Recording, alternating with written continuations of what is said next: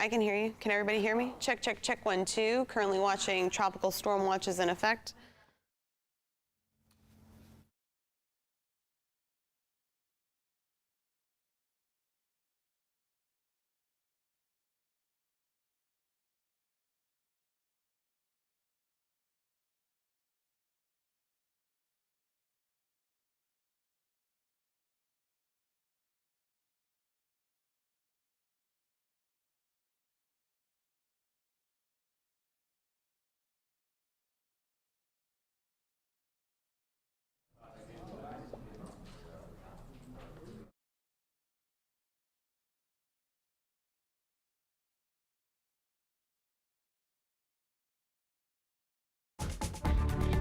Republicans appear to have strong gains tonight nationally. Republicans taking strong leads in the race for governor. Also the Senate and the House. This after voters who Republicans turned out in higher numbers during Florida's early voting period. We have team coverage across the state of all the results tonight on election night. This while we're also tracking Tropical Storm Nicole as it approaches Florida's east coast. We'll be recognizing that Tropical Storm Nicole is not a hurricane, but we are preparing as a our community is still recovering from Ian. How county leaders and utility crews across Southwest Florida are preparing as Fox 4 News at 10 on this election night starts now. Live from Southwest Florida, you're watching Fox 4 News at 10.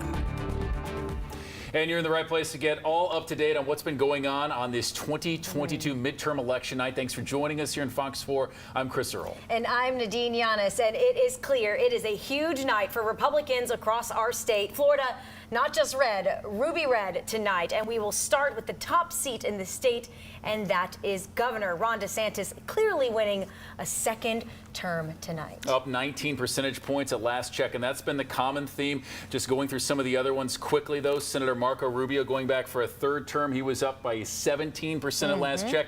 And we're also seeing 4 of the state races for Southwest Florida for House. All of those easy victories. All 4 of those congressmen getting at least 61% of the vote to return to the U.S. House. And even for the administration in Tallahassee, a clean sweep there for Republicans. Absolutely. We're talking the Attorney General, the Agricultural Commissioner, CFO, all Republicans tonight. The entire Florida cabinet, Republicans. They will all now be advising Governor Ron DeSantis, and that's where we bring in our Capitol reporter, Forrest Saunders. He actually joins us live from Tampa, where the governor was hosting his watch party tonight. Forrest. Well, guys, yeah, just about an hour ago, Governor Ron DeSantis wrapped up his victory speech, and it was a packed crowd. We're talking about hundreds of people out here. I would say the biggest surprise of the night was actually the cloud of confetti that shot up from the stage once he concluded things. But that is just about a summary of what we expected. I mean, coming into tonight, there was an expectation that Governor DeSantis was going to have a pretty solid victory. But he actually exceeded some expectations, not only getting a double digit, which is something we haven't seen since 2002 when Jeb Bush was reelected as governor of the state of Florida, but he was able to take some counties like Miami-Dade. Miami-Dade is a traditionally blue county. It has not flipped since 2002 when Jeb Bush was getting reelected, and so this was a big achievement, and we're talking about nearly 20 points. That's a big margin of victory. Governor, he attributed it to a number of things when he came out during his victory speech, but one of them was all of the new folks that have moved to Florida and decided to vote red. Take a listen. People have come here because our policies work. Leadership matters. We refuse to use polls and put our finger in the wind. Leaders don't follow, they lead. We set out a vision. We executed on that vision, and we produced historic results. And the people of this state have responded in record fashion.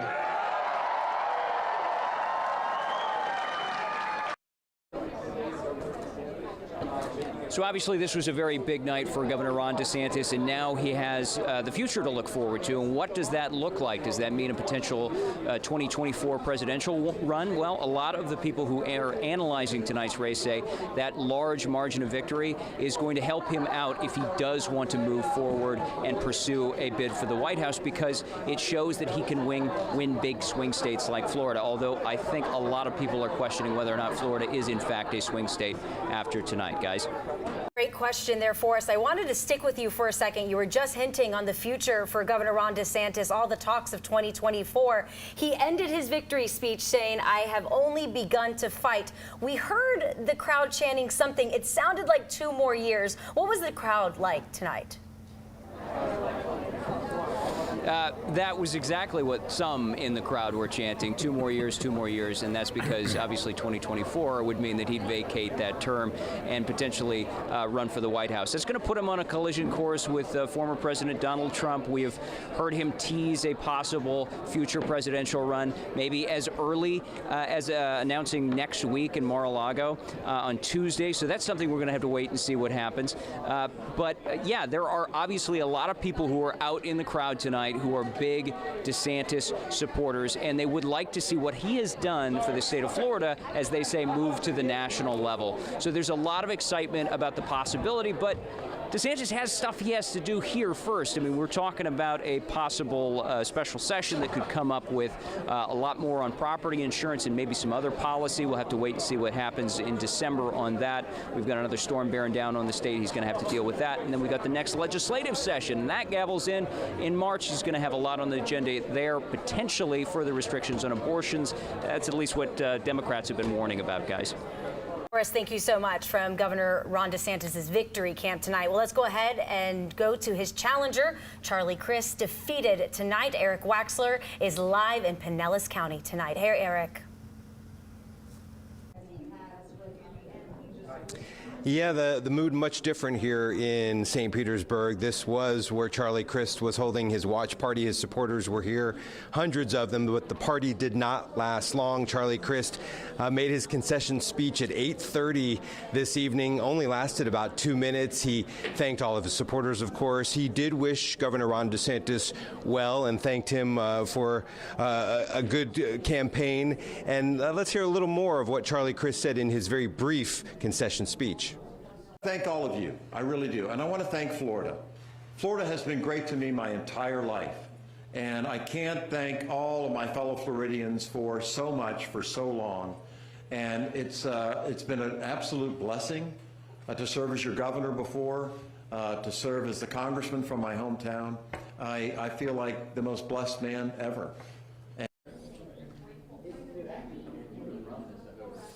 Yeah, and people in Florida, of course, have been so used to having Charlie Crist in some sort of political office for decades. What his future holds, we do not know, but you might have noticed he was joined on stage by his fiancée, Chelsea, and he did say that now we can get married, so we know that is coming at some point in the near future for Charlie Crist. Live in St. Petersburg, Eric Waxler, back to you.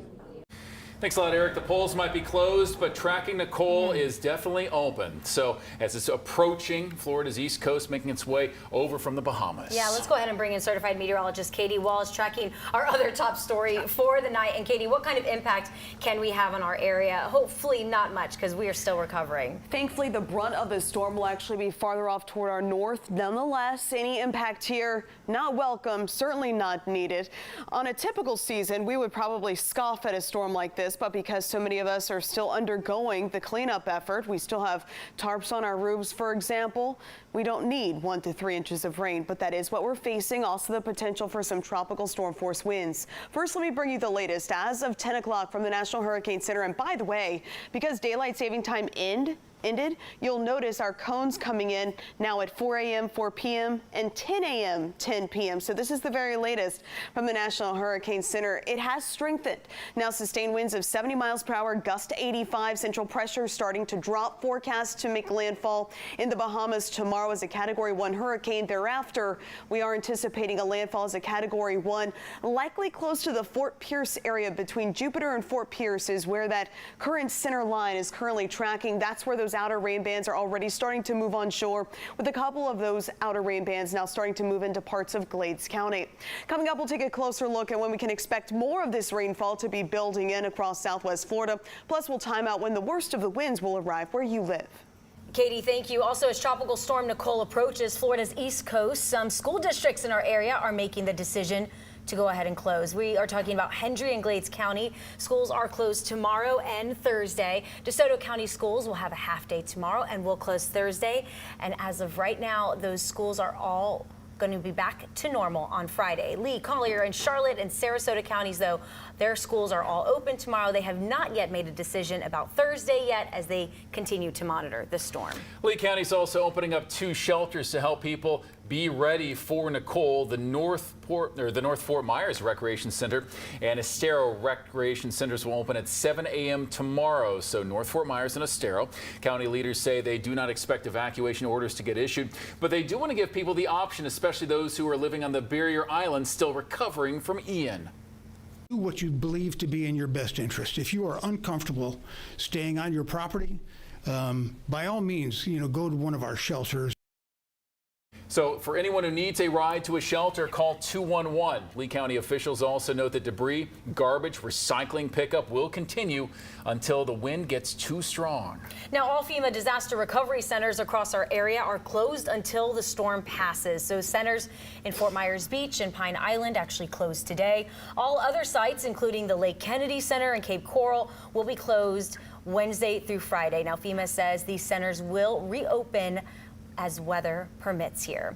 All right, let's go ahead and shift back to the elections, taking a look at Marco Rubio's race against challenger Val Demings. Marco Rubio winning 58% over 41% of the Democratic Congresswoman there. At the end of his victory speech tonight, he says that we believe that we are on the cusp of a new generation of leadership in this Republican Party. So let's go ahead and bring in Sofia Hernandez, who is at Marco Rubio's victory speech in Miami-Dade tonight. Hey, Sofia. Hey there, good evening. Yeah, exactly right. As you said, he won with more than 14% lead, 57% of the votes, and he is now going to be able to start that 3rd term in his Senate seat. And tonight in his speech, he really thanked his family, his faith, and of course his supporters who really came out in mass numbers this evening. And I want you to take a look because there were hundreds here at the Hilton Miami Airport Blue Lagoon. Now you can obviously see that some of those supporters, they have dwindled down. But this evening, he just said that he wants what Americans want, and that's what his parents wanted when they immigrated from Cuba to Miami. A decent life, decent wages, kids to go to school and to retire with dignity. Now, he did make a dig at his opponent, Val Demings, this evening, saying that no amount of money would have swayed voters from voting for someone with Marxist and socialist views, and says that this win is just the beginning of a new Republican Party. People who make this country great have been forgotten and have been left behind. And what I'm most proud of is that this community, Miami-Dade, and this state, Florida, a diverse state, you find people in the state from everywhere.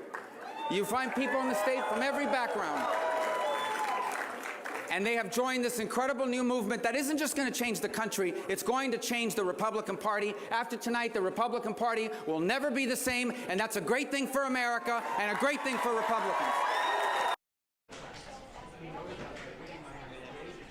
Now, Senator Rubio said that his #1 goal is to protect the American family and its constituents. He also gave lots of thanks to his parents for the sacrifices that they made in order for him to stand on this stage tonight to accept yet again another victory. Now, he did make in some closing arguments tonight as his speech was stated to his supporters that he believes and hopes that by the end of tonight there is a Republican majority in the Senate. Reporting live in Miami, Sofia Hernandez, Fox 4.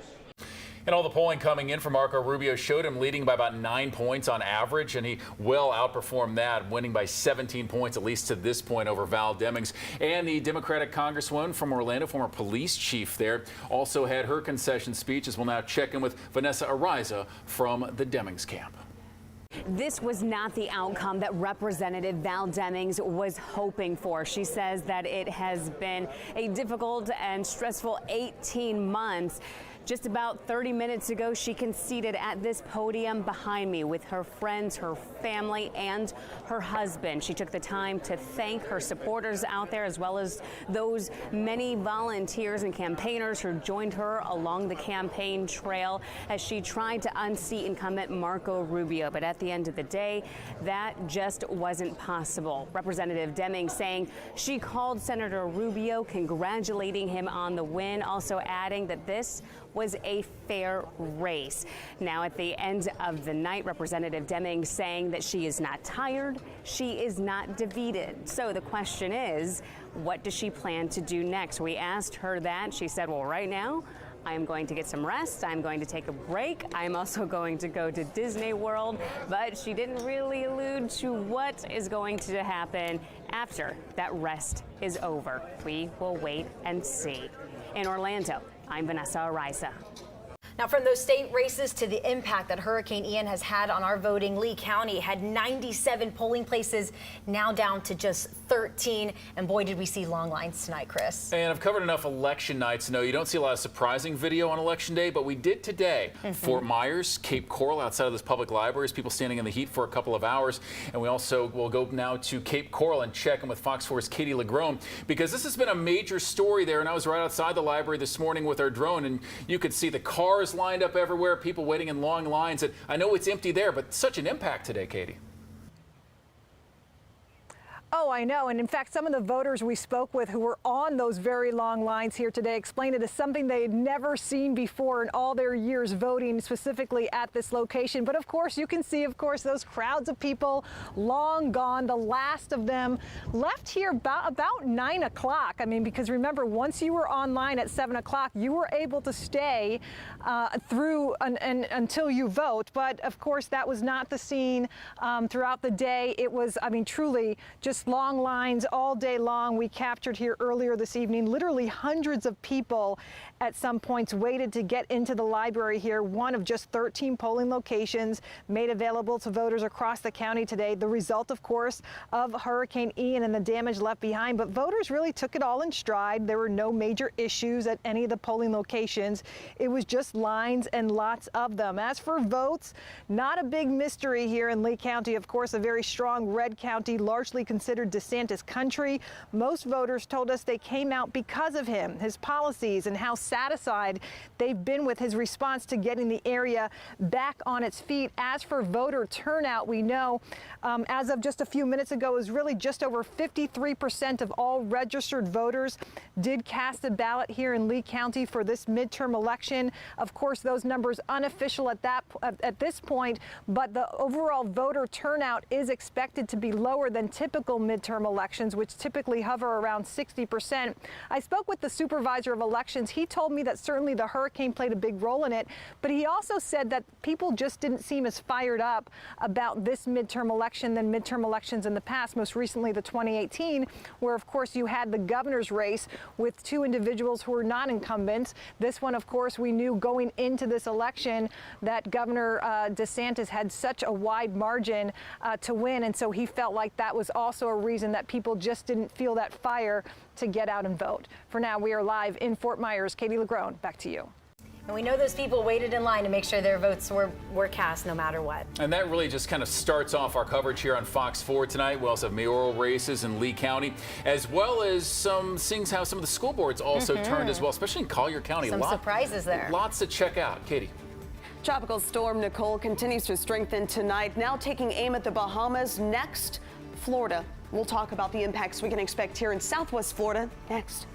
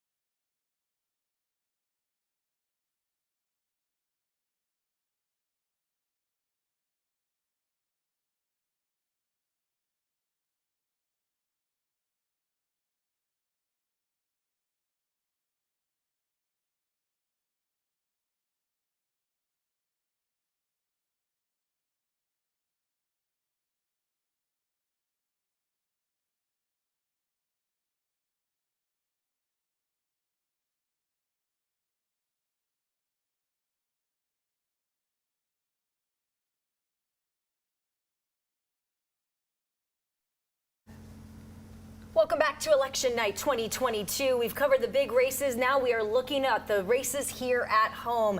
Team coverage of mayoral races in Lee County tonight. Fox 4's Colton Chavez in Fort Myers, where incumbent Kevin Anderson is up against challenger David Ruffin, and also Fox 4's Shari Armstrong in Cape Coral, as incumbent John Gunter is going for a full term against Tom Shadrack. So let's go ahead and turn first to the city of Fort Myers. As those numbers from those early voters and precincts continue to roll in, Kevin Anderson does hold a substantial lead over David Ruffin. Right now, 80% over 20%. Now, the Lee County website has only 10% of precincts reporting, but we do know that it's coming in a little slower in Lee County. But let's get right out to Fox 4's Colton Chavez. He spoke with both candidates about Hurricane Ian recovery efforts. Colton, Hurricane Ian and the response to it, a major topic for our local races tonight.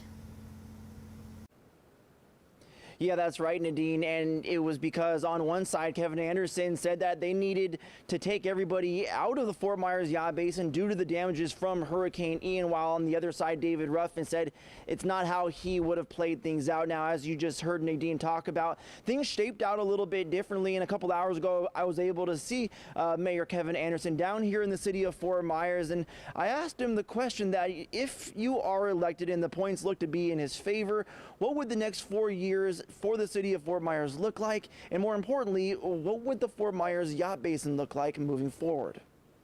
The same. You know, when I ran on being accessible, responsive, and transparent. And I've lived up to that. And I think people see that and they respect it and they appreciate it. You know, I also ran on public safety. We were ranked the 8th safest city. Now we're ranked the 3rd. We increased our firefighter staffing by 30 firefighters. Run on economic development. We now have a director of economic development, and we're going to hopefully see more jobs coming into the city. That yacht basin is going to be transformed. We're close to finalizing the agreement with Suntax, and we're looking at, you know, could be $50–60 million of improvements that they're going to put into that yacht basin. That's going to be good for the basin. It's going to be good for downtown. It's going to be good for the entire city. And unlike some of these watch parties that we've been bringing you all night long, no watch party for Mayor Kevin Anderson tonight. He tells me that he wanted just to spend the night with his family, sort of privately watching and then celebrating this moment right now. And as for David Ruffin, I did reach out to him to ask him if he wanted to give us a statement. As of right now, we have not received that from him, but you can count on us to give you that response when it is received. Live in downtown Fort Myers tonight, Colton Chavez, Fox 4. Thanks a lot, Colt. Now going across the bridge, though, we can see this for the mayor's race for the city of Cape Coral. John Gunter now holding a 22 percentage point lead over Tom Shadrack. Gunter again going for a full term in the mayor's office. Now it says 4% reporting, but this is coming off of about 48,000 votes, so substantial votes already in. Fox 4's Shari Armstrong keeping track of both candidates doing in this race tonight. Shari. Chris, it's looking like a very comfortable lead for Mayor John Gunter, and I know it seems pretty quiet where I am here at the Palmetto Pine Country Club in Cape Coral, but I can tell you just under an hour ago, there were plenty of supporters and of course the mayor himself celebrating. The mayor was very cautious about going ahead and claiming that win and was waiting for that data to come in, but let me show you what it looked like just under an hour ago. There was a lot of music, a lot of celebrating, and a good number of people here supporting the mayor. Mayor Gunter and his supporters again waiting to make that call. Gunter, this is significant because he was appointed by council after the sudden loss of Mayor Joe Coviello last year, but tonight it seems as though this community has chosen to elect him into office. Now, I spoke with a number of people tonight. I did go to businessman Tom Shadrack's party, and I also spoke with people here at the Palmetto Pine Country Club just to learn more about what drove them to the polls. People who supported Mayor Gunter and some who didn't. And of course, top of mind for many in the city is cleanup following Hurricane Ian. So I took that concern right to Mayor Gunter tonight. Take a listen to what he had to say. Wish I could snap my fingers and all those issues go away. Unfortunately, almost a Category 5 hurricane. I'm hoping by the end of November, we're going to be in a much better place than we are today. And I just asked our community, have patience. We are progressing, we're moving forward, and hopefully very soon we'll be back to normal. Now, of course, many people here tonight saying that they think the mayor and the city has done a great job when it comes to cleanup, but some people in the community also tell me that that debris pickup has not happened fast enough. I also spoke with people who tell me they still don't have internet in the Northwest Cape, and that is what deterred them for voting for Mayor Gunter. But again, as those numbers have been coming into our newsroom, we are seeing a comfortable lead showing that Mayor Gunter has won that seat as mayor for the city of Cape Coral. Now, I also spoke with the mayor ahead of Tropical Storm Nicole, asking him, is the city prepared to combat whatever impacts that tropical storm brings us? He tells me he spoke with emergency management officials today, and the city is fully prepared. Of course, we'll keep track of that. And again, even though it's pretty quiet here, we are keeping track of Mayor Gunter's supporters and the celebration here that took place tonight, as it looks like Mayor John Gunter will be moving forward for the city of Cape Coral in that seat. Live in Cape Coral, Shari Armstrong, Fox 4. Shari, thank you, and that's a great segue here because a lot of debris still out there, and thankfully the city of Cape Coral says they are prepared, but we have to talk about Tropical Storm Nicole. As Fox 4 certified meteorologist Katie Walls is here. That was a common thing that we're hearing from various places to make sure if anything's loose outside, maybe it came in before Ian, and now it's back out, to make sure to secure that again. Exactly, and I know I have a pool cage that might not make it through 40 to 50 mile per hour winds, and I think a lot of people are in a very similar situation right now. We still have debris. We still have things that need to be repaired. Some of these repairs, they're going to take weeks, if not months. Meanwhile, things are quiet for now. Clouds starting to build in already, even though the center of Nicole still several hundred miles offshore. We're already starting to see some of those rain showers currently along the coastline. So notice we are tracking some of those downpours from Fort Pierce down to West Palm Beach, Fort Lauderdale, Miami, and these showers, again, the outer rain bands of Nicole, literally several hundred miles away. The swath of this storm is impressive. It extends hundreds of miles between its, basically from the center to its ends, from its diameter. We're talking about hundreds of miles. So now we're starting to see some of these showers build in, some of these bigger downpours, generally in our interior communities, and that's going to be the trend as we head through the overnight time frame. So scattered showers are expected, and that potential will continue and pick up heading into tomorrow. Your winds will also pick up tomorrow. Today, it was breezy. We had some gusts 30 to 35 miles per hour. Tomorrow morning, that will be similar, and then gradually those winds will increase as we step into the afternoon and evening. Right here around 3:15, scattered showers in the mix. Overall, though, interestingly enough, your threat for lightning will stay pretty limited. And then late on Wednesday, that's when those winds really start to pick up. That's basically right before the system pushes ashore. Currently, landfall is expected right around Fort Pierce late Wednesday night, early Thursday morning. So late tomorrow into Thursday morning, that's when we're going to have most of those impacts here, those gusty winds, tropical storm force winds, by the way, and that means a wind in excess of 39 miles per hour. So that's what we're basically up against tomorrow afternoon, tomorrow evening, into tomorrow night, as well as Thursday morning. But by lunchtime, the worst of it's lifting off toward the north. We'll start to see still some showers in the mix, but they'll be thinning out. And most importantly, your winds will be improving heading into your Thursday afternoon. In terms of rainfall, those totals generally expected between 1 to 2 inches from Lee into Collier counties. A little higher amounts farther inland, closer to where that center is supposed to track. So Clewiston, Moorhaven up to Highlands through DeSoto. That's where we could see, say, 2 to 3 inches of rain with locally higher amounts. But any rainfall, not welcome, but at least we're not facing the kind of rain, especially in some of our northern counties, that we saw during Ian. So here are our biggest impacts with this. Not worried about tornadoes, certainly not worried about surge, thank goodness. Rain and wind. So that's really what we're up against at this point. 1 to 3 inches of rainfall and those gusty winds. I mentioned the wind field with this system. Wherever you see the yellow, those are tropical storm force winds in excess of 39 miles per hour. And that's basically going to encompass the entire state. So even as the storm makes landfall in the Bahamas, that's when we're going to start to see those tropical storm force winds pick up in our interior communities right here around lunchtime, continuing into the evening period and also into the overnight. So keep an eye on that center track. Worst of the wind expected to affect central Florida, including Orlando. But then by 12 noon, the worst of that wind is lifting off toward the north. As for your 7-day forecast, behind this system, we're going to dry things out. That drier air will be building in over the weekend with mostly sunny skies expected. All right, Katie, thank you. Well, a major development with Southwest Florida school boards tonight. Big shocks tonight. Especially Collier County, where the voters took out all 3 incumbents tonight. Yes, that's right. Fox 4's Caitlin Knapp is live for us. She's been watching this all night. Caitlin, let's open with Collier County. This was a big one, the school board story of the night.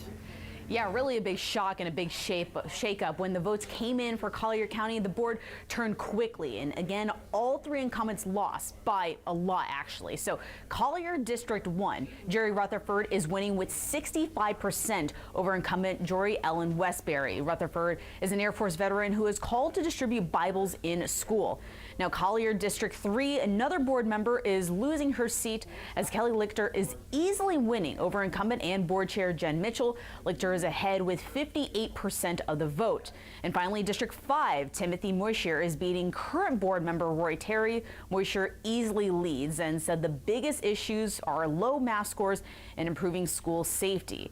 And Lee County Superintendent is something that we really want to get to and highlight.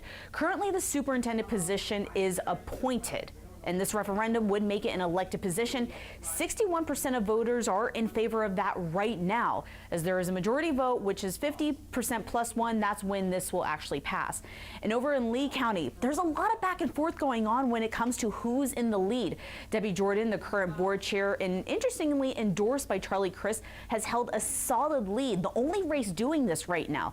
The other ones, again, every time numbers are reported, the leader flops. I'm going to keep monitoring this race throughout the night as more ballots are counted in Lee County. Reporting live in the newsroom, Caitlin Knapp, Fox 4.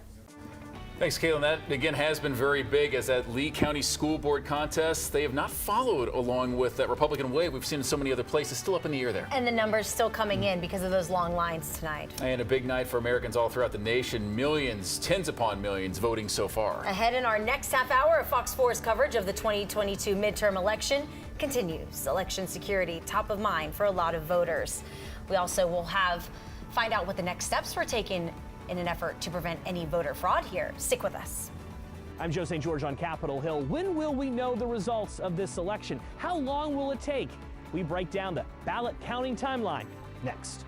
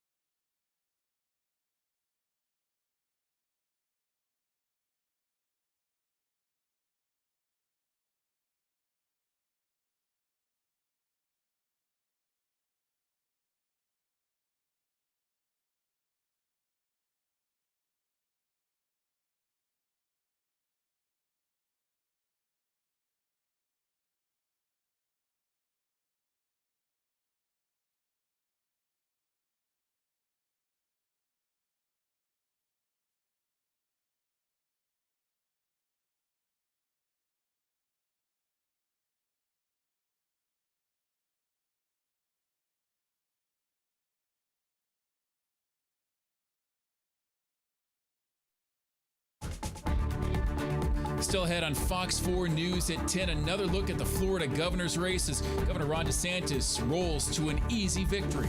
Plus, election security and integrity are big concerns this year as unfounded claims of voter fraud in the 2020 presidential election continue. How Florida officials made sure your vote was counted tonight. Live from Southwest Florida, you're watching Fox 4 News at 10. And thank you for sticking with Fox 4 News at 10 on this big midterm election night 2022. I'm Nadine Yanis. And I'm Chris Earl. We're tracking both election results as well as Tropical Storm Nicole, so lots to work through. But first, the results in Lee County tonight are actually rolling in much slower than other counties. And Fox 4's Ryan Kruger also joins us from our newsroom with more information from the Lee County Supervisor of Elections. Certainly some variables in play here, Ryan. Guys, slowly but surely we are starting to see those numbers come in. Here's what we have learned from the Supervisor of Elections office. They are telling us everyone who was in line earlier today has now voted. Remember, those lines were extra long tonight because Hurricane Ian meant that Lee County had to consolidate 97 voting precincts into just 12 locations, plus an auxiliary location on Boca Grande. We're going to take a live look now from the Supervisor of Elections office. I just checked the numbers. Here is the latest that we know. At least 276,000 people voted in Lee County. At last check, literally just 2 minutes ago, around 212,000 of those votes have been counted. Supervisor of Elections Tommy Doyle told me earlier he needed voters to head to the polls early, otherwise they would be faced with long lines. And that is exactly what we saw today. I am told the Estero Rec Center had some of the longest lines in Lee County. Now back out here live, we are going to keep checking these numbers as they are coming in. Again, at last check, about 60,000 give or take votes still had to be counted in Lee County. Ryan Kruger, Fox 4. Thanks a lot, Ryan. Of course, the race at the top of the ballot in Florida, the race for governor, as Ron DeSantis is going back for another 4-year term, easily defeating Democratic nominee and former governor, former Congressman Charlie Crist, as the governor declaring victory from his speech tonight in Tampa. We made promises to the people of Florida, and we have delivered on those promises. And so today, after 4 years, the people have delivered their verdict. Freedom is here to stay. Governor DeSantis winning by a nearly 20-point margin. That is the widest margin in more than 20 years. This is DeSantis' now second term as Florida governor. Meanwhile, this was Charlie Crist's response to the results tonight. Thank all of you. I really do. And I want to thank Florida. Florida has been great to me my entire life. And I can't thank all of my fellow Floridians for so much for so long. And it's been an absolute blessing to serve as your governor before, to serve as the congressman from my hometown. I feel like the most blessed man ever. The other major story, we're seeing some of those tropical impacts, so we'll now bring in Fox 4 certified meteorologist Katie Walls for the latest on Nicole as it's approaching Florida. The good news, though, for us here in Southwest Florida, even though there will be some impacts, specifically squally weather, we're going to be dealing with those scattered showers starting tomorrow. Also, it's going to be a bit on the breezy side, but the worst of the wind, the worst of the rain staying away from Southwest Florida. No threat for surge. Your threat for tornadoes will stay low.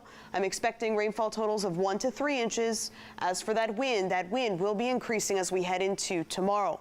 Now, because of the strongest winds expected in our interior communities closer to where that storm is forecast to make landfall as a Category 1 late tomorrow night near Fort Pierce over here on the East Coast, we do have those tropical storm warnings right here in effect for Hendry as well as Glades, Highlands.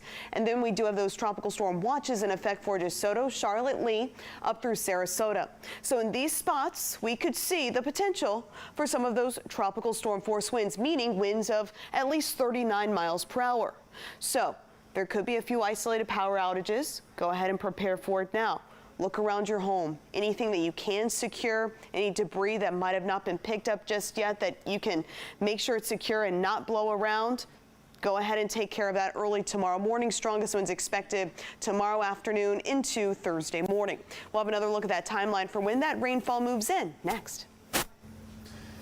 Thanks a lot, Katie. And for those who may have missed our first hour here on Fox 4 News, another big race on top of the governor's race was this one for the U.S. Senate. Marco Rubio going back for a third term with a 17-point win, with nearly all of the votes counted over Val Demings, Democratic Congresswoman. The margin of victory, nearly 1.3 million votes for Marco Rubio. Election security also a major topic across the nation, especially here in Florida. Now, the Department of Justice says poll monitors were visiting 24 polling sites nationwide, including 3 of the polling sites in Florida, one in Broward County, one in Palm Beach County, as well as one in Miami-Dade. Now, poll monitors are responsible for making sure polling sites are running fairly within legal boundaries as well, and they have been since the Voting Rights Act of 1965 was passed. But following the 2020 election, voting security became a concern after former President Donald Trump called the legitimacy of the election results into question. To see, look, I have to see. No, I'm not going to just say yes. I'm not going to say no, and I didn't last time either. The Associated Press ended up investigating possible voter fraud in 6 states and found fewer than 475 cases in all 6 states combined. Former President Donald Trump also claimed that voting systems and ballot tallies were manipulated during the election. His legal team filed lawsuits in several states, which all got dismissed. Bringing you back home in the town of Fort Myers Beach, the future of the town council is on the line this election night. 4 names are in the running, with one of them a little more familiar with the rest. And Fort Myers Beach Mayor Ray Murphy on the ballot this year, looking to extend his time in that office. The incumbent hosting an election night watch party in Bonita Springs, not at Fort Myers Beach, given the devastation. And that's where we find Fox 4's Calvin Lewis to tell us about this year's contest. Well, it's been all positive here in Bonita Springs. Mayor Ray Murphy being surrounded by friends and families here tonight as they all await those final numbers on this election day. It's been a turbulent month for the town as it still recovers from Hurricane Ian. Many homes and businesses washed away from storm surge as residents continue to pick up the pieces. Earlier today at the Waxahachie Park and Recreation Center, plenty of voters turned out, all sorts on this year's ballot. But maybe nothing more pressing for Fort Myers Beach than filling an incumbent town council seat. 4 of the current 5 council members currently homeless because of the storm. One of those is current Mayor Ray Murphy, who has been on town council since he was elected in 2019. He previously served on council in the 90s, serving 2 terms as mayor and vice mayor. At tonight's election watch party, Murphy is surrounded by friends and family. He says what prompted him to run was to see the fulfillment of projects planned and redevelopment of Fort Myers Beach. We're cleaning it up, and I'm really so excited about the redevelopment part of it. We're going to build back bigger, better, stronger, and you know, when the next storm comes through, we'll be able to handle it so much better because we'll be better rebuilt for it. And we'll continue to monitor the numbers as they come in. Stay with us both on air and online over at fox4now.com. For now, reporting in Bonita Springs, Calvin Lewis, Fox 4. A quick caveat there, 4 of the 5 town council members actually lost their homes in Hurricane Ian. So this is a big night for Fort Myers Beach as well. Another question on this election night is, when will we know the official results? Would it be tonight, tomorrow, next week? As our Joe St. George tells us, we could have a very good idea about who will control Congress by the time you go to bed tonight. All right, I got to be honest with you for a second. We political reporters, we live for election nights. The question of who controls the House or the Senate is a conversation we don't just have on television. We talk about it at the bar on Friday nights with our friends. But I am well aware that you probably don't share my enthusiasm. You just want to know when all of this will be over and when will we know the results. The reality is, we may have an idea on election night, but it may be several days until we understand the full picture. Let's start with the House of Representatives, where 435 seats are up for grabs. Will we know who controls it tonight? Well, possibly. That's because if a red wave sweeps the country, which is possible, networks and news organizations may be able to make a call. In 2018 and in 2020, the House was projected between 10 and 11 o'clock Eastern Time by most TV networks. What about the Senate? 35 seats are up for grabs in that chamber. Will we know?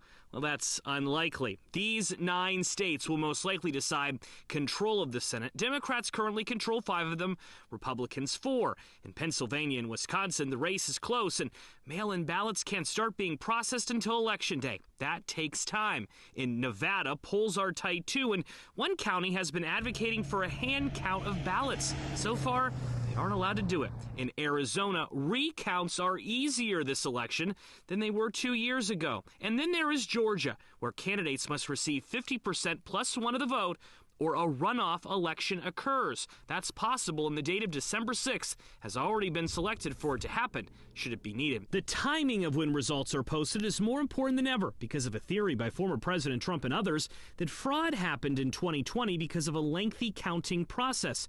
No widespread voter fraud was ever found. But as Craig Latimer, who runs elections in Hillsborough County, Florida, tells us, results vary from state to state because elections are run locally in our country. Different rules are everywhere. It's okay for us to wait a few days to know who controls Congress. We're not going to know that election night. That's going to be well after election night when that finally happens. In Washington, I'm Joe St. George. Election's a big story on this Tuesday night, but also, unfortunately, we're tracking a tropical storm. And so we had Tuesday night with Election Day, but Wednesday night, 24 hours from now, could be very different for the elements, Katie. Yes, and thankfully, those people weren't standing outside voting this time tomorrow evening because those winds are really going to start to pick up. We're going to be dealing with tropical storm force winds. Now at this point, remember, tropical storm force means winds greater than 39 miles per hour. We're not talking about severe winds, but still gusty winds are expected, and those winds will be increasing through the day tomorrow, especially into tomorrow evening and tomorrow night. Even though the center of Tropical Storm Nicole is still several hundred miles offshore, still a couple of hundred miles to the east of Florida, to the east coast of Fort Pierce, where it's forecast to make landfall late tomorrow night. We're already starting to see some of those rain bands right now. So tracking some of these downpours currently working their way into Glades County. Currently tracking this little shower heading down toward Moorhaven, also Palmdale. Looks like you're going to be clipped by that particular moderate downpour. So overnight tonight, scattered showers expected. They're going to be on and off, and that will be the gist tomorrow as well. On and off rain showers. At this point, the threat for lightning, it's actually going to stay on the lower side. But as we head through the day tomorrow, you certainly want to make sure you have that rain gear at the ready. And again, it's going to be on the breezy side as well. Wind gusts easily mid-30s, climbing up toward 40 miles per hour, picking up more so by tomorrow evening. Now tomorrow evening, that's when the system is forecast to make landfall near Fort Pierce. So the brunt of the storm, that's really going to be affecting the eastern coastline up into central Florida. For us, we're going to be on a lower impact side, but still a side that we're going to be dealing with the rainfall. We're going to be dealing with some wind gusts, and considering the cleanup efforts that are ongoing, it's just impacts that we certainly don't need. But what we can expect, here we go. So heading into tomorrow evening, we're going to have those winds 40 to 50 miles per hour. That's what we can expect tomorrow evening around 11:30 p.m. And also those rain showers are expected. So most of the wind, most of the rain really tomorrow night, but by Thursday, by midday, it's lifting off toward the north, and then we'll start to see those winds really improve tomorrow on Thursday afternoon. So a closer look at just how much rainfall we could see. Of course, those bigger amounts closer to where that center is forecast to track. So locations like Clewiston, Moorhaven, across Glades up into DeSoto, that's where we could see 2 to 3 inches of rainfall. Otherwise, across Lee into Collier County, we are expecting 1 to 2 inches of rainfall. So our primary impacts, certainly the wind as well as the rain.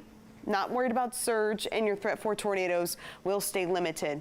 I mentioned the wind field of this system is just monstrous. It's really quite impressive, expanding about 600 miles across, so 300 miles on either side of the center of circulation. So even as it's making landfall here in the Bahamas, that's when we're going to start to see those tropical storm force winds in our interior communities right here at lunchtime. Hendry, Glades, overspreading southwest Florida. Again, winds above 39 miles per hour heading into tomorrow evening, sticking around with us through tomorrow night, and also 8 o'clock Thursday morning, starting to see improvements from the south to the north. Collier, Lee, we'll start to see those winds lift off toward the north, and then that storm, as it continues to move northwestward, it'll take those winds with it. It'll take that threat with it by around lunchtime. That's when I'm expecting those improvements. But because of those winds, where we can most likely see tropical storm force winds, Glades as well as Hendry under tropical storm warnings tonight. Meanwhile, we have watches in effect right there in yellow. 7-day forecast showing off much drier, cooler air building in behind this system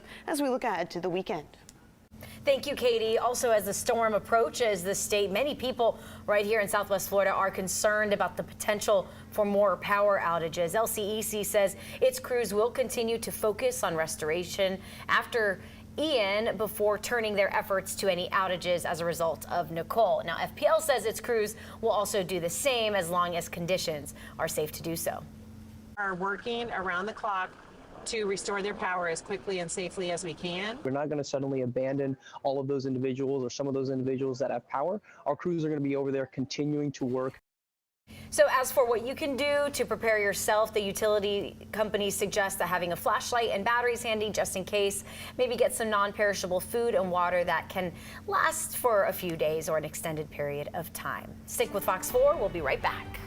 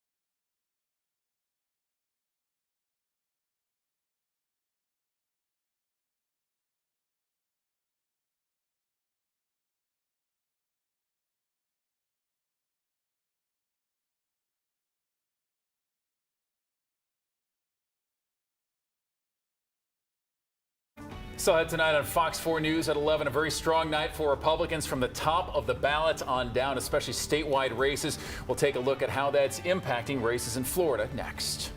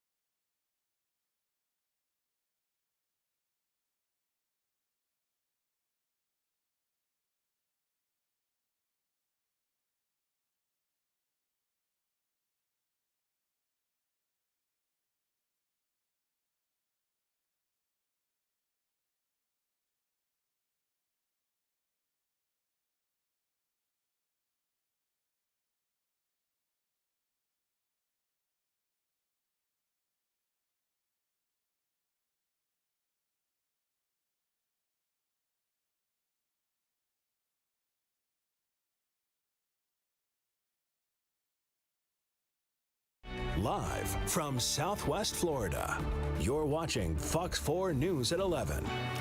A very big night for Republicans in Florida. Still to see if that's going to also translate to the rest of the nation. I'm Chris Searle. Thank you for joining us tonight as we keep up our live coverage of the 2022 midterm elections. A big night and a lot of big impacts across our state. I'm Nadine Yanis. Today, voters across the country actually made their way to the polls to cast their ballots here in the Sunshine State. Many of those races have already been called. And also plenty of people, plenty of political watchers keeping close watch on the governor's race here in Florida. Governor Ron DeSantis closing with a nearly 20-point win as he is going back for another 4-year term.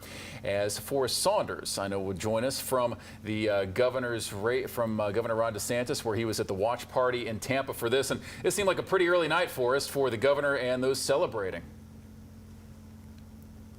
Yeah, I think a lot of the supporters that were out here weren't really wondering if this was going to be a gubernatorial victory for Governor Ron DeSantis, but how big a victory it was going to be. So what we're finding out is that this was a red wave for the state of Florida. And give me 1 second here. I'm getting a little bit of feedback in my headphones. But this was a very big win for Governor Ron DeSantis. And we now know that this is exactly what was expected. We saw that it was going to be potentially a double-digit margin, but now with a 20-point margin, Governor DeSantis came out and gave a victory speech, and he attributed it to a lot of different things. He said that it was an influx of new voters. He says that it was wins in the county of Miami-Dade. That county now switching red. It was blue for several election cycles, so there's a big win there for the Republican Party. And we are also now seeing that this margin, being as big as it is, could potentially set the stage for a 2024 run for the White House for Governor Ron DeSantis. This is a solid foundation from what was traditionally considered a swing state, but now looks to be solid red and potentially a big pickup for the governor if he were to make a run for the White House. In fact, you could hear that in the crowd. Take a listen to what some said as he was giving his campaign speech. So today, after 4 years, the people have delivered their verdict. Freedom is here to stay.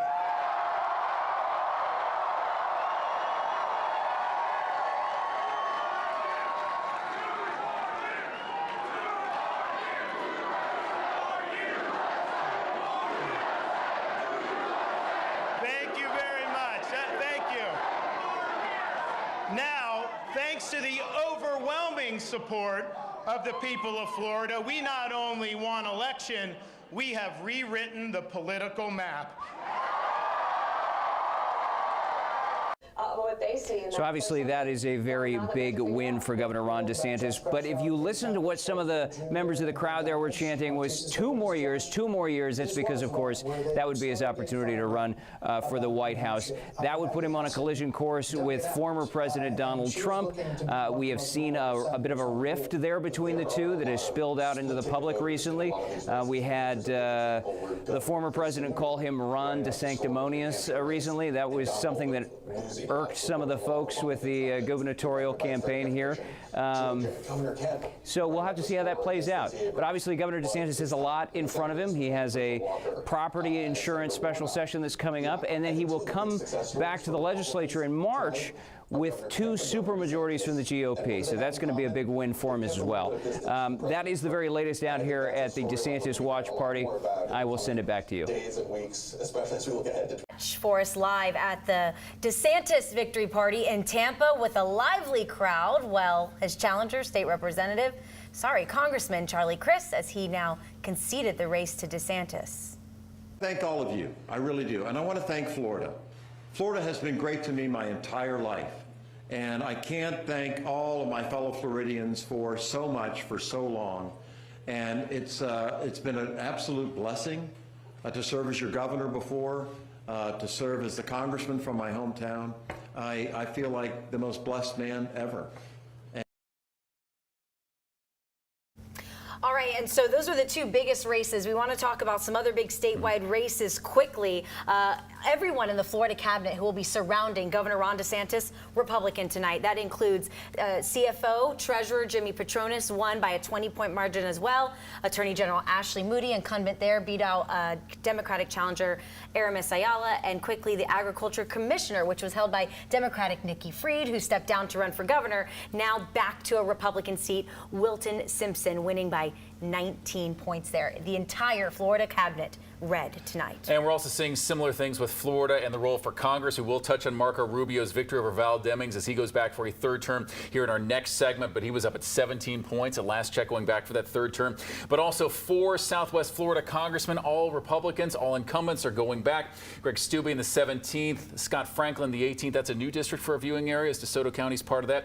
In the 19th, Byron Donalds, which does cover Fort Myers, Cape Coral, as well as Western Collier County, also going back, as well as Mario Diaz-Balart from the 26th. That's Eastern Collier County. He's been in for about 20 years, so all 4 of those congressmen, Republicans, going back. Looks like Florida's going to have 20 Republicans going to the U.S. House, along with 8 Democrats. Before the redistricting, it was 16 and 11, so you're seeing a plus number going back to D.C. for the Republicans. And no longer, as we heard Forrest just say, is Florida a purple state. Now looks to be red. Let's go ahead and check in on our local races, because there were some upsets in our school board races, particularly in Collier County. That's a major theme as voters in Collier County took out all 3 incumbents tonight. Fox 4's Caitlin Knapp joins us from our newsroom. And yeah, we'll start with Collier County, because we might have seen some of this back during the August 23rd primaries, where all of these challengers got more support than the incumbents, and they did it for good tonight. Yeah, this is really going to be a big shakeup with the Collier County Public School Board, as again, all 3 incumbents lost, and it wasn't by a little bit, it was a lot. So let's head over to Collier County District 1, where Jerry Rutherford right now is winning by 65% over incumbent Jory Ellen Westbury. Now, Rutherford is an Air Force veteran who is called to distribute Bibles in schools. Now, as we head over to another district in Collier County, District 3, another board member is losing. Kelly Lichter is easily winning over incumbent and board chair Jen Mitchell. Lichter is ahead with 58% of the vote, while Jen Mitchell has 42%. And over in District 5, Timothy Moishier is beating current board member again, Roy Terry. Moishier easily leads, and so the biggest issues are low math scores and improving school safety. He is winning by 61% of the vote, so again, a pretty big difference there between the two. I also want to highlight a big change for Lee County Schools, a referendum. So currently, the superintendent position is appointed. Now, this referendum would make it an elected position. At last check, 61% of voters are in favor of that. So as long as it stays that way and 50% plus 1, then that will pass. Now, Lee County overall, the school board, there's a lot of back and forth when it comes to who's in the lead. Debbie Jordan, the current board chair, and interestingly endorsed by Charlie Crist, has held a solid lead, the only race doing this right now. The other ones, again, every time numbers are reported, the leader flops. We've had a lot of long lines today. Estero Rexeter had some of the longest lines, so it is taking some time to get these numbers from Election Day. We're going to continue to monitor these races in Lee County, as they are very, very close to call right now. Live in the newsroom, Caitlin Knapp, Fox 4. Caitlin, thank you. Well, let's turn to the city of Fort Myers as those numbers from early voters and the precincts continue to roll in. Kevin Anderson still holds a substantial lead in those results as well. Fox 4's Colton Chavez also spoke with both candidates in this, and the subject that's come up because so much of the dynamic changed once Hurricane Ian hit, because now it's shifted from the normal city's business to recovery efforts. Colton. Yeah, that's right, Chris. On one side, Kevin Anderson talking about how the Fort Myers yacht basin unsafe for residents to be there. Where on the other side, David Ruffins was saying he would have handled things much differently. Now, I spoke with Kevin Anderson a few hours ago, and you heard Nadine talk about the numbers, feeling very confident about his re-election. So I asked him the question, if the numbers continue to trend in your direction and you are elected, what can the city of Fort Myers expect over the next 4 years? And also, what can residents in the Fort Myers yacht basin expect to see in the coming months? The same. You know, when I ran on being accessible, responsive, and transparent. And I've lived up to that. And I think people see that and they respect it and they appreciate it. You know, I also ran on public safety. We were ranked the 8th safest city. Now we're ranked the 3rd. We increased our firefighter staffing by 30 firefighters. run on economic development. We now have a director of economic development, and we're going to hopefully see more jobs coming into the city. That yacht basin is going to be transformed. We're close to finalizing the agreement with Suntax, and we're looking at, could be $50–60 million of improvements that they're going to put into that yacht basin. That's going to be good for the basin. It's going to be good for downtown. It's going to be good for the entire city. A quiet night here in the city of Fort Myers in regards to Kevin Anderson. No watch party for him. He said he just wanted to watch privately with his family. As for David Ruffins, we did reach out to see if he wanted to provide us with a statement, and when we get that, we will provide that to you both on air or online at fox4now.com. Live in downtown Fort Myers tonight, Colton Chavez, Fox 4. Thanks a lot, Colton. Now shifting to Cape Coral, as we can see, incumbent Mayor John Gunter now holding about a 10,000 vote lead over challenger Tom Shadrack, about 77% reporting on this. 50,000 votes so far for Cape Coral, so a not unsubstantial amount of people voting on this one, but a comfortable 20+ percentage point lead right now for the incumbent. And those races still getting counted, as you can also see live shots from outside of the election office in Lee County. Yeah, because Lee County is where we saw some serious backup with voting today, because there were only 12 polling locations available for people to go cast their votes, considering the normal 97. This, of course, because of Hurricane Ian. Investigative reporter Katie Lagrone also out throughout the county, speaking with voters about the situation today. And I believe, Katie, looks like you're coming to us live here from Cape Coral. So kind of take us a sense of everything that you've seen and heard on this voting on this Tuesday for elections. Yeah, hey guys, we're here at the Cape Coral Library, where really all day there were so many people waiting to get in line after a day that really left hundreds of people, it was a day that left hundreds of people waiting upwards of hours to vote. In Lee County, Election Day started and ended with lines. We had no idea it was going to be this way. Lots of them, some leaving voters waiting upwards of 2 hours to cast their ballot. I've never seen voting on a vote day like this. It was all expected in a county still recovering and rebuilding from Hurricane Ian, which slammed the area just 6 weeks ago. The damage prompting special orders from the governor to ease voting rules. But the biggest impact to elections from the storm felt on Election Day. Voters limited to just 13 polling locations versus 97. Not enough to keep these excited voters away. I'll be here till we're done. Lee County is overwhelmingly Republican, with just a quarter of registered voters here Democrat. And most voters we spoke with here said the governor and his response to the hurricane gave them more reason to stay red. He's our savior. He got things done when others couldn't. I'm from Pine Island, and because of him, our bridge was reopened as quickly as it was. God forbid it would have been a Democrat governor. We'd be getting over there by rowboat right now. Voters in more minority communities did not agree. In our area where black folks is at, pretty much, you need to come out and look at us. By night's end, elections in Lee County went off with historic adjustments, but very few glitches.